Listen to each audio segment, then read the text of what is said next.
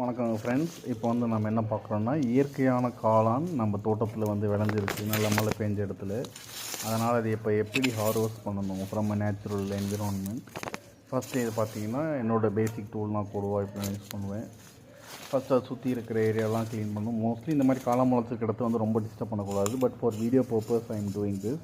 நல்லா நீட்டாக அந்த காளான் இருக்கிற மாதிரி ஃபுல்லாக அடி வேரெல்லாம், ஏன்னா காளானோட வேர் ரொம்ப லென்த்தாக போகும்.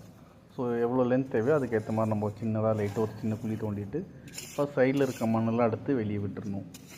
ஸோ ஏன்னா பார்த்தீங்கன்னா அந்த காளான் நமக்கு ஃபுல்லாக கிடைக்கும்.